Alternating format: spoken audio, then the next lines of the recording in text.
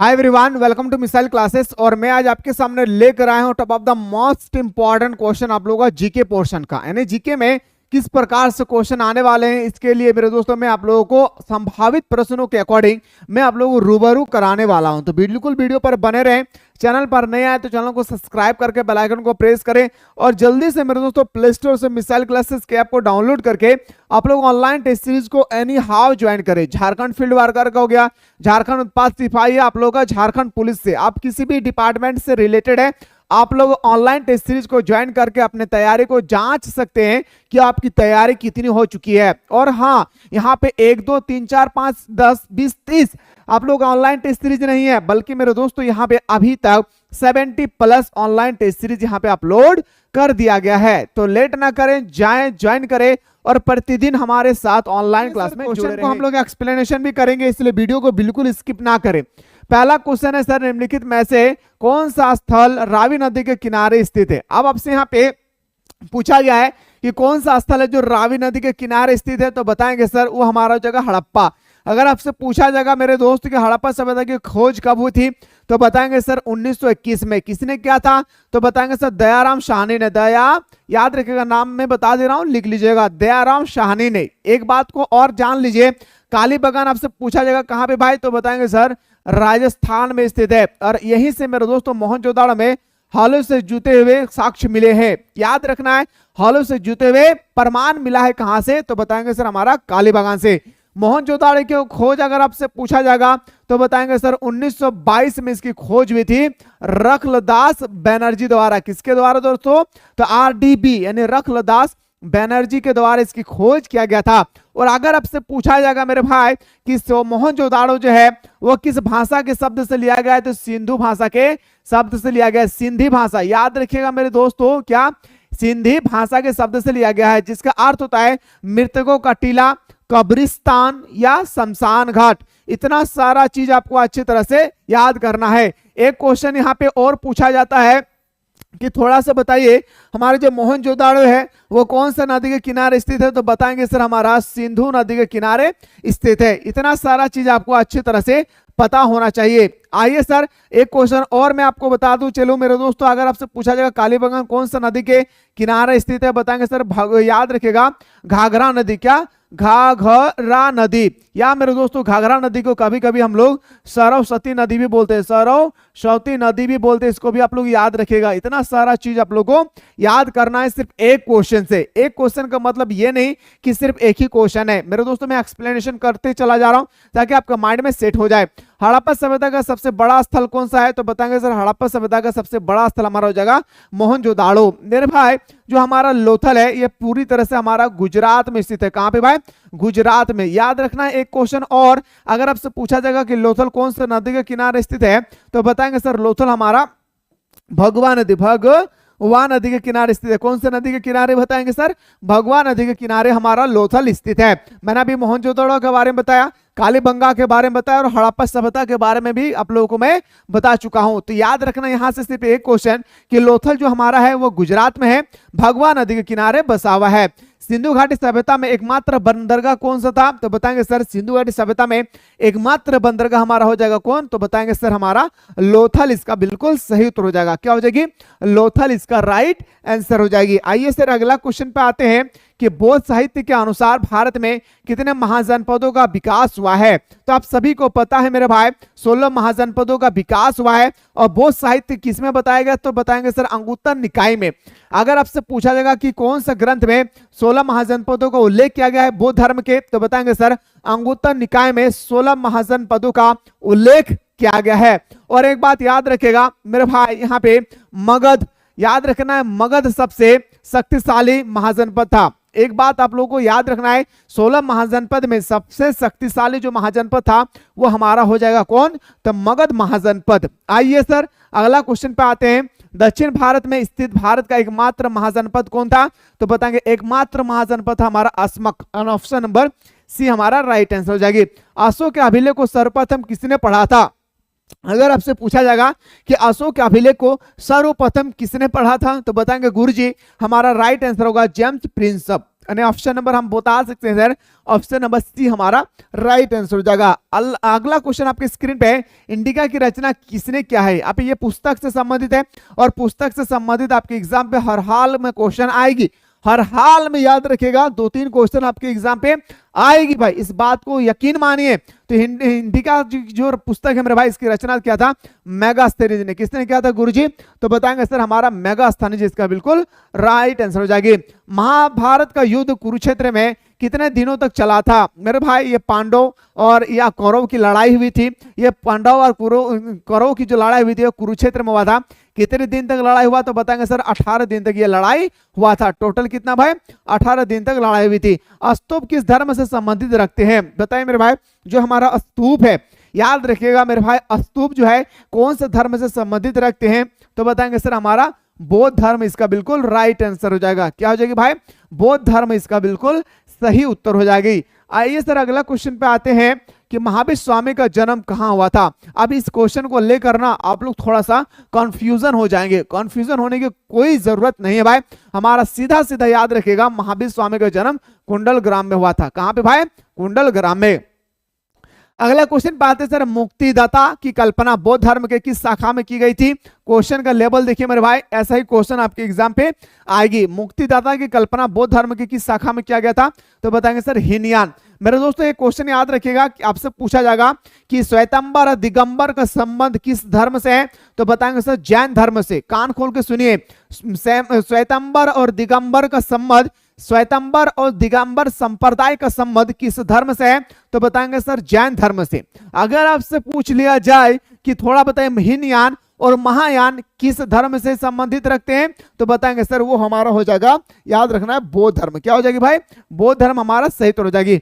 पुराणों की संख्या कितनी है भाई, जैसे मैंने आप लोगों को बताया था कि वेदों की संख्या कितना है, 4 वेद है। वेद में सबसे पुराना वेद ऋग वेद। इसी तरह से आपसे यहाँ पे पूछा गया है कि थोड़ा सा बताए पुराणों की संख्या कितनी है। कितना है भाई, पुराणों की संख्या अगर आपसे पूछा जाएगा तो बताएंगे सर पुराणों की संख्या टोटल हमारा हो जाएगा कितना, 18। आइए सर अगला क्वेश्चन पे बात करते हैं, अल-बिरूनी किस भाषा का जानकारी नहीं था। देखिए ये क्वेश्चन को लेकर बहुत सारे स्टूडेंट्स मेरे दोस्तों कंफ्यूजन में रहते हैं। एक्चुअली अल-बिरूनी जो है ना मेरे भाई, वो हमारा मुस्लिम कंट्री को ज्यादा वो उन्होंने टूरिस्ट किए थे। तो आपसे यहाँ पे पूछा गया कि अल-बिरूनी को कौन सी भाषा के बारे में ज्ञान नहीं था, तो बताएंगे सर यूनानी भाषा के बारे में उनको ज्ञान नहीं था।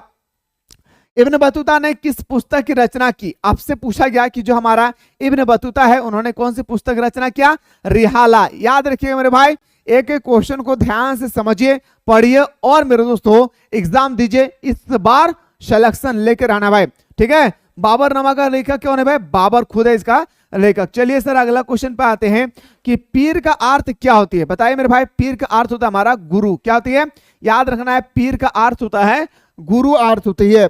नेक्स्ट क्वेश्चन पे आइए सर, अगला क्वेश्चन है, प्रसिद्ध सूफी संत मोइनुद्दीन चिश्ती का दरगाह कहाँ स्थित है। जो मोइनुद्दीन चिश्ती है भाई, इसकी दरगाह आखिर कहाँ स्थित है, तो मोइनुद्दीन चिश्ती का दरगाह हमारा स्थित है कहाँ पे, तो बताएंगे सर अजमेर में हमारा स्थित है। कहाँ पे भाई, अजमेर इसका सही उत्तर हो जाएगा। अलवर संप्रदाय के लोग किस देवता की उपासना करते थे। जो अलवर संप्रदाय है वो मेरे दोस्तों किसकी उपासना करते थे, तो बताएंगे सर विष्णु की उपासना करते थे। किसकी मेरे प्यारे, तो बताएंगे सर विष्णु की ये लोग क्या करते थे, उपासना करते थे। आइए सर अगला क्वेश्चन आपकी स्क्रीन पे है कि विजयनगर साम्राज्य के संस्थापक कौन था। सबसे पहला विजयनगर के बारे में मैं कुछ बातें बता रहा हूं, उसको ध्यान से सुनेगा। सबसे पहला याद रखेगा विजयनगर साम्राज्य की स्थापना कब होती है भाई, तो 1336 में। कौन सा नदी के किनारे होता है, नदी का नाम याद रखना है भाई, भूलना नहीं है। याद रखेगा नदी का नाम है तुंगभद्रा नदी। क्या भाई, तुंगभद्रा नदी, ठीक है भाई। इतना सारा चीज याद रखना है। और याद रखना है ये भी कि इसका स्थापना 2 भाई ने मिलकर किया था, हरिहर राय और बुक्का राय ने। याद रखना है कब किया था, तो बताएंगे सर हमारा क्या था, 1336 ईस्वी में। आइए सर अगला क्वेश्चन पे मुलाकात करते हैं, तेलुगु साहित्य अमुक्तमाल्यद की रचना किसने किया था, तो बताएंगे सर कृष्णदेव राय। और एक बात और बताते चले मेरे भाई, जो हमारा विजयनगर साम्राज्य है इसमें सबसे शक्तिशाली जो कोई शासक था वो हमारा याद रखना कृष्णदेव राय ही थे। अगला क्वेश्चन पे स्क्रीन पे आपके यहाँ रहा कि अकबरनामा का रचना किसने किया था। जो अकबरनामा है इसकी रचना करने वाला था भाई अबू फजल। कौन था भाई, याद रखेगा अबू फजल। यानी ऑप्शन नंबर हमारा क्या हो जाएगी, डी इसका सही उत्तर हो जाएगा। ध्यान लगा दीजिए मेरे भाई, एग्जाम बहुत करीब आ चुकी है। अपने एग्जाम को पॉइंट बनाकर अपनी दिशा को सही रखिए और इस बार मेरे दोस्तों किसी भी हाल में पार करके दिखाना है, ठीक है ना। चलिए सर, अगला क्वेश्चन है संथाल विद्रोह कब हुआ था। ये जो संथाल विद्रोह है मेरे भाई, दो भाई ने मिलकर किया था। कौन कौन? सिद्धू और कानू। फिर से मैं बता रहा हूं, सुन लीजिएगा। संथाल विद्रोह दो भाई ने मिलकर किया था, सिद्धू और कानू। लेकिन मेरे भाई कब क्या था बताएंगे सर, 1855 में क्या था। कब क्या था भाई? 1855 में संथाल विद्रोह हुई थी। दामिनी कोह का क्या है, आपसे पूछा गया कि दामिनी कोह एक प्रकार का क्या है, तो बताएंगे सर संथालों की भूमि को कहा जाता था दामिनी कोह। क्या कहा जाता था गुरुजी? तो बताएंगे सर संथालों की भूमि को हम लोग दामिनी कोह के नाम से जानते थे। ओके, चलिए अगला क्वेश्चन आपकी स्क्रीन पे है सर कि 1793 यानी 1793 में जब अस्थायी बंदोबस्त, मेरे दोस्त एक बात मैं बता दूं, अस्थायी बंदोबस्त हो गया या आपका रैताड़ी व्यवस्था हो गई, ये सब के बारे में ना आप भरपूर मात्रा में पढ़ लीजिएगा, क्योंकि एग्जाम में मेरे दोस्तों क्वेश्चन यहीं से टपकेगी, इसको याद रखना है। तो 1793 में जब अस्थायी बंदोबस्त लागू हुआ, उस समय बंगाल के गवर्नर जनरल कौन थे बताएंगे सर, लॉर्ड कॉर्नवालिस। कभी कभी मेरे दोस्तों याद रखिएगा इसको लॉर्ड कॉर्नवालिस कोड के नाम से भी हम लोग जानते हैं। अगर एग्जाम में घुमा फिरा कर अगर क्वेश्चन पूछ लिया जाए तो डरना नहीं है, इसको याद रखना है, ठीक है। आइए सर अगला क्वेश्चन, 1857 के विद्रोह का प्रारंभ कब हुआ था, तो बताएंगे सर कहां से हुआ था, तो मेरठ से हुई थी, ठीक है। लेकिन अगर आपसे पूछा जाएगा कब हुआ था, तो बताएंगे सर 10 मई से। याद रखना मेरे भाई, 10 मई 1857 को हमारा होता है क्या, तो बताएंगे सर हमारा विद्रोह होती है, ठीक है। तो अगर आपसे पूछा जाएगा मेरे भाई कि दिल्ली से किसने किया था, बहादुर शाह जफर ने। याद रखना है मेरे भाई, दिल्ली से नेतृत्व किसने किया था, तो बताएंगे सर, एक बात कान खोल के सुन लीजिए, याद रखना है भाई, बहादुर शाह जफर। अगर आपसे पूछा जाएगा कि अवध से किसने किया था, बेगम हजरत महल। अवध से नेतृत्व किसने किया था, तो बताएंगे सर बेगम हजरत महल। बंगाल से कोई नहीं था, इसको याद रखना है। अवध से यानी लखनऊ आपसे पूछा जाएगा या आपसे अवध पूछी जाएगी तो बताएंगे बेगम हजरत महल। आइए सर अगला क्वेश्चन है, सहायक संधि व्यवस्था को किसने प्रारंभ किया था। सहायक संधि को मेरे दोस्तों लॉर्ड वेल्लेस्ली ने प्रारंभ किए थे। किसने? लॉर्ड वेल्लेस्ली ने प्रारंभ किए थे। आइए सर अगला क्वेश्चन स्क्रीन पे है, चोरी चोरा कांड कब हुआ था। अब मेरे भाई आपके स्कूल में या आपके एग्जाम में ऐसा ही क्वेश्चन आएगी और आपको देखना है कि सारे ऑप्शन में 1922 करके लगा हुआ है। स्टूडेंट्स कंफ्यूजन हो जाते हैं मेरे भाई, डरना नहीं है। 4 फरवरी डेट याद रखना है पूरा कि 4 फरवरी 1922 याद रखेगा, 1922 याद रखना है, 4 फरवरी। अगला क्वेश्चन है सर, महात्मा गांधी के राजनीतिक गुरु कौन थे, तो बताएंगे सर गोपाल कृष्ण गोखले। याद रखना है मेरे भाई, महात्मा गांधी के राजनीतिक गुरु कौन थे, गोपाल कृष्ण गोखले। और एक बात और मैं बताते चलो मेरे भाई, महात्मा गांधी कब अफ्रीका गए थे, तो बताएंगे सर 1893 में गया था, ठीक है। वापस कब आया था भाई, तो बताएंगे सर 1915 में वापस आया था। वापस महात्मा गांधी द्वारा किया गया पहला आंदोलन क्या था भाई, तो 1917 में चंपारण क्या भाई, चंपारण आंदोलन। याद रखना है किसके नेतृत्व में, राजकुमार शुक्ल के नेतृत्व में। किसके नेतृत्व में मेरे भाई, तो बताएंगे सर राजकुमार शुक्ल। याद रखना भाई, राजकुमार शुक्ल के नेतृत्व में क्या था, ठीक है। हमारे चंपारण शुरू होता है, महात्मा गांधी द्वारा किया गया बहुत सारा आंदोलन है, इनमें से आपको याद रखना है मेरे भाई 1917 में शुरू होती है और 1942 में भारत छोड़ो आंदोलन मेरे दोस्तों इनका अंतिम क्या था भाई, आंदोलन थी। और इसी आंदोलन में मेरे दोस्तों भारत छोड़ो आंदोलन के माध्यम से हमारे देश की आजादी मिलती है, ठीक है। अगला क्वेश्चन है, भारतीय संविधान सभा के अस्थायी अध्यक्ष किसे नियुक्त किया गया। अस्थायी पूछे तो बताएंगे सर डॉक्टर राजेंद्र प्रसाद। इसकी नियुक्ति कब होती है मेरे भाई, तो 11 दिसंबर याद रखना भाई 1946 को। इसके पहले मेरे दोस्तों याद रखना है 9 दिसंबर 1946 को अस्थायी अध्यक्ष का चुनाव होता है। नाम याद रखना है डॉक्टर सचिनंद सिन्हा। डॉक्टर सचिनंद सिन्हा की नियुक्ति 9 दिसंबर 1946 को होती है। इसको कान खोल के याद रखना है भाई, ठीक है। आइए सर अगला क्वेश्चन है, भारतीय संविधान कब लागू हुआ था। आपसे पूछा गया कि भारत का जो संविधान है वह लागू होती है 26 जनवरी 1950। अगला क्वेश्चन सर, संविधान के निर्माण में कितना समय लगा था, तो बताएंगे 2 वर्ष 11 महीना। कितना वर्ष लगा मेरे भाई, 2 वर्ष 11 महीना। सो दोस्तों अगर आप चाहते हैं कि आप अच्छी तरह से तैयारी करें, अच्छी तरह से प्रिपेयर होकर एग्जाम दे, तो मेरे दोस्तों आप लोग सबसे पहले प्ले स्टोर से सर्च कीजिएगा मिसाइल क्लासेस के एप्लीकेशन को। आप लोग प्ले स्टोर से मिसाइल क्लासेस के ऐप को डाउनलोड करके मेरे दोस्तों हमारे साथ आप प्रतिदिन ऑनलाइन टेस्ट सीरीज के साथ आप लोग ऑनलाइन क्लास के साथ हमारे साथ जुड़ सकते हैं। फिलहाल आज हम लोग इस क्लास में इतना ही बात करते हैं। मेरे दोस्तों आप लोग अगला कौन से लेक्चर के बारे में क्लास देखना चाहते हैं तो एक बार अपना अपना राय जरूर कमेंट सेक्शन में बताएं। मिलते हैं इसी तरह से नेक्स्ट वीडियो में।